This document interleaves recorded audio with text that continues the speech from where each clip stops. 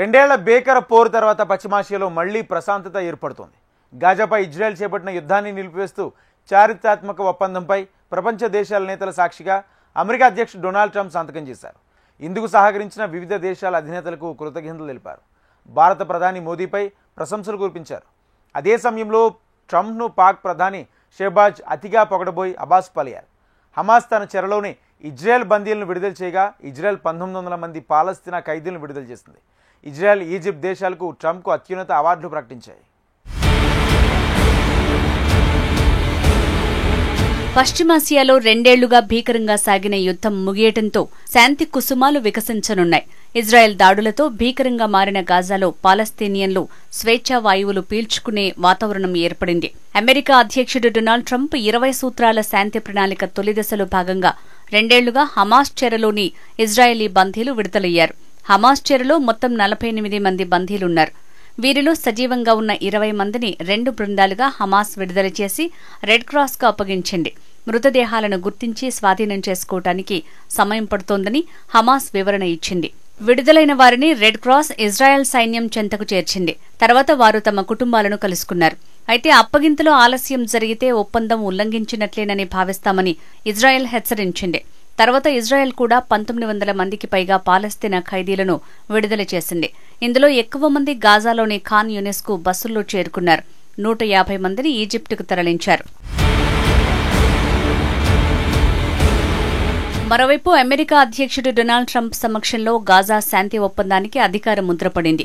ఈజిప్టులోని Sharm L షేఖ్లో ప్రపంచ దేశాల నేతల సాక్షిగా ఒప్పందంపై తొలుత అమెరికా అధ్యక్షుడు డొనాల్డ్ ట్రంప్ సంతకం చేశారు. ఆ తర్వాత ఈజిప్ట్, ఖతార్, తుర్కియేల అధినేతలు సంతకాలు చేశారు. ఈజిప్టు అధ్యక్షుడు అబ్దుల్ ఫతే ఎల్ సీసీ నిర్వహించిన ఈ సంతకాల కార్యక్రమానికి ఇజ్రాయెల్ ప్రధాని నెతన్యాహును ఆహ్వానించారు. అయితే యూదు సెలవు దినం దగ్గరలో ఉన్నందున తాను రాలేనని ఆయన రాలేదు. పాలస్తీనా అథారిటీ అధ్యక్షుడు మహమ్మద్ అబ్బాస్, తుర్కియే అధ్యక్షుడు ఎర్డోగాన్, ఇతర ముస్లిం నేతలు దీనికి హాజరు కావటమే అసలు కారణమని తెలుస్తోంది. గాజాలో యుద్ధానంతరం పిఏకు ఎలాంటి పాత్ర ఉండకూడదని నెతన్యాహు స్పష్టంగా చెప్తున్నారు. సదస్సులో పాల్గొంటే తప్పుడు సంకేతాలు వెళ్తాయని భావించారని తెలుస్తోంది. భారత ప్రధాని మోడీ తరపున ప్రత్యేక దూతగా విదేశాంగ సహాయ మంత్రి కీర్తివర్ధన్ సింగ్ సదస్సుకు హాజరయ్యారు. కాగా చరిత్రాత్మక గాజా శాంతి ప్రణాళిక విజయంపై ట్రంప్కు మోడీ అభినందనలు తెలిపారు.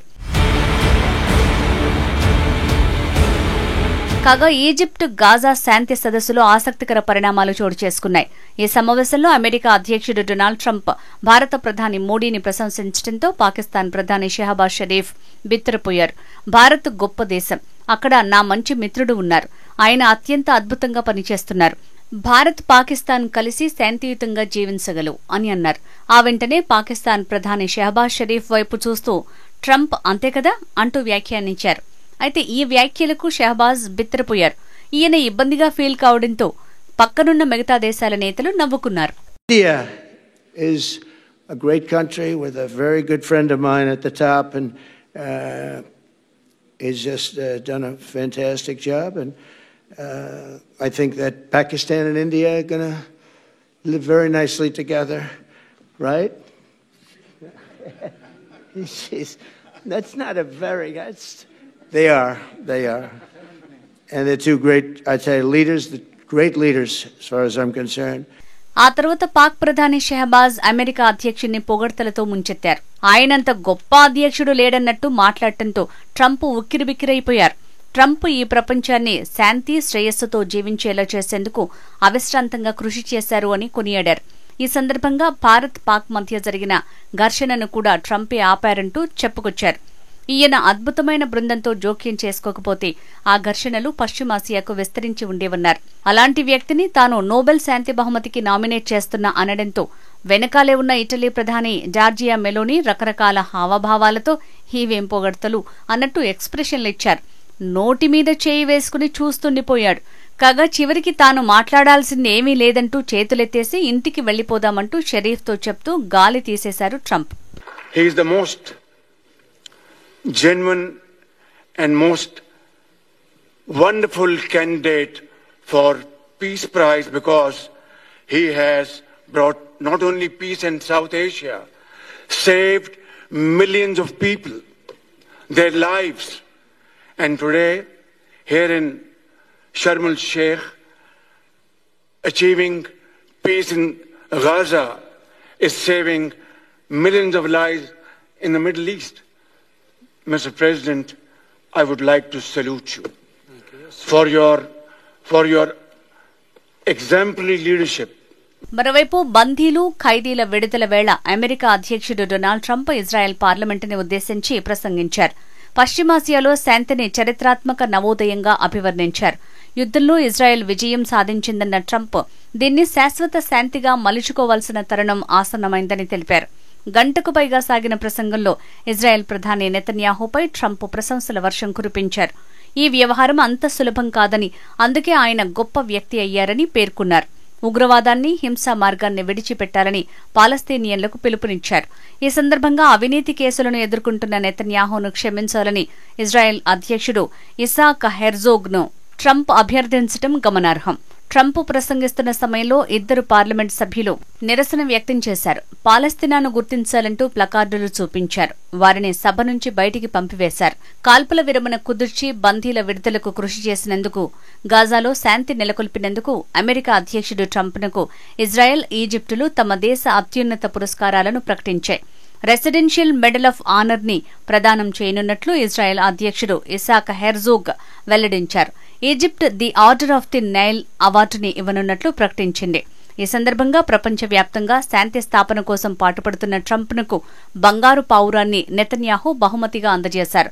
ఇజ్రాయెల్ పార్లమెంట్లో స్పీకర్ అమీన్ ఓహానా మాట్లాడుతూ బందీల విడుదలకు కృషి చేసిన ట్రంప్ని యూదు ప్రజలు వేల సంవత్సరాల పాటు గుర్తుంచుకుంటారని కొనియాడారు. నోబెల్ శాంతి బహుమతికి ట్రంప్ కంటే అర్హులు ఇంకెవరూ లేరని తెలిపారు. నోబెల్ పురస్కారం కోసం ఆయన పేరును వచ్చే ఏడాది ప్రతిపాదిస్తామని తెలిపారు. 2023 అక్టోబర్ 7న హమాస్ దుందుడుకు చర్యతో మొత్తం పశ్చిమాసియా అల్లకల్లోలమైంది. హమాస్ ఉగ్రవాదులు ఇజ్రాయెల్ మీద దాడి చేసి 1200 మందిని హతమార్చారు. 200 మంది ఇజ్రాయేలీలను బందీలుగా పట్టుకెళ్లారు. హమాస్ దాడి చేసిన వెంటనే ప్రతీకారాన్ని ప్రారంభించిన ఇజ్రాయెల్ మిలిటెంట్ల ఏరివేత పేరుతో గాజాపై భారీగా దాడులు చేపట్టింది.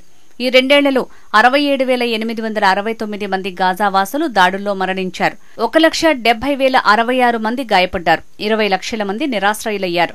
కీలక నేతలందరినీ హమాస్ కోల్పోయింది. గాజా పౌరులు సర్వం కోల్పోయారు. ఆహార కొరతతో అల్లాడిపోయారు.